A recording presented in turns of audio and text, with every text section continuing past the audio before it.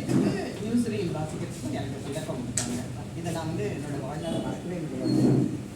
அதே மாதிரி நடிகர் திலகம் சிவாஜி கணேசன் அவர்கள் அவங்க வீட்டில் போய் தான் அவர் வந்து ஆல் இண்டியா ரேடியோ அவரோட குரலை வந்து ரிஜெக்ட் பண்ணிட்டாங்க ஆடிஷனில். நம்ப முடியுதா யாராலையாது? சினிமா குரலனோட வாய்ஸை ஆல் இண்டியா ரேடியோவில் ஆடிஷனில் ரிஜெக்ட் பண்ணிட்டாங்க. அதனால அவர் அன்னையிலேருந்து ஆல் இண்டியா ரேடியோ வாசப்படி நான் நடிக்க மாட்டேன் அப்படின்ட்டார். ஸோ அவர் ஆனால் அவரோட ஸ்பெஷல் ப்ரோக்ராம் எல்லாம் எங்களுக்கு வேணும். அதனால வீட்டுக்கு போய் ரெக்கார்ட் பண்ணிக்கிறதுக்கு ஓகே சொன்னார். வீட்டில் ஸ்டுடியோவே வச்சுருப்பாரு. அங்கே போய் ரெக்கார்ட் பண்ணுறதுக்காக போயிருக்கோம். போனாக்கா வந்து பஜ்ஜி பஜ்ஜி எல்லாம் வச்சு என்ன இப்படி வச்சுருக்கீங்களான்னு. நீ வந்து பொண்ணு பார்க்க வர மாதிரி வந்தாக்கா இதெல்லாம் வைப்போம்மா. எங்கள் வீட்டுக்கு முதல்ல ஆல் இண்டியா ரேடியோ வந்துருக்குல்ல, அதனால தான் அப்படின்னு. நாங்கள் ஒரு 6 பேர் ரெக்கார்டிங் போயிருக்கோம். அப்போ மாதிரி டெக்கெல்லாம் தூக்கிட்டு மைக்கு இதெல்லாம் எடுத்துகிட்டு போயிருக்கோம். அப்போ ரெக்கார்ட் பண்ணிட்டு வரோம். அவரோடது கண்டினியூஸாக ஒரு 3 வருஷம் சுதந்திர தினத்தன்னைக்கு அவரோட இதை வந்து ரெக்கார்ட் பண்ணுவோம். அதுவும் எனக்கு ஒரு மறக்க முடியாத அனுபவங்கள். இந்த மாதிரி 36 வருட சர்வையில் நிறைய மறக்க முடியாத அனுபவங்கள் இருக்கு.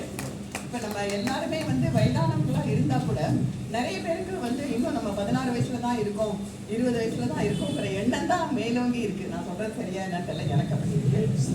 ஒவ்வொரு நாளும் புதுமையாக தான் வெடியுது இல்லையா? நம்ம வந்து உடலில் உள்ள ஃபிசியலாஜிக்கலாக நம்ம ஓல்டாக இருந்தாலும் சைக்கலாஜிக்கலாக நம்ம வந்து எல்லாம் தான் இருக்கோம். அதனால நிறைய பேசினாக்கா இப்போ இளைய தலைமுறை வந்து தமிழே படிக்கிறது இல்லை, பெரியவங்களோட பேசுறது இல்லை. இதெல்லாம் வந்து பெரிய கம்ப்ளைண்ட்டாக இருக்குது. பெரியவங்களோட பேசினா என்னமோ அவங்களுக்கு கௌரவம் இல்லாமல் உனக்கு தெரியாது, ஒன்றும் பாட்டி உனக்கு தெரியாது, பார்த்தா அவங்களுக்கு தெரியாது அப்படின்னு சொன்னாங்க. ஆனால் பெரியவங்களோட நிறைய பேசணுமா, பேசினாதான் அவங்களுக்கு வந்து அந்த ஞாபக சக்தி, நம்மளையும் மதிச்சு இன்னொருத்தவங்க பேசுகிறாங்க அப்படிங்கிறது இதெல்லாம் வந்து அவங்களுக்கு பிடிக்கும். அவங்கள ஒதுக்கிடலை அப்படிங்கிற எண்ணம் வரும். அதனால பணியிலிருந்து ஓய்வு பெற்றாலும் நிறைய பேசணும் அப்படின்னு தான் மருத்துவர்கள்லாம் கூட சொல்கிறாங்க.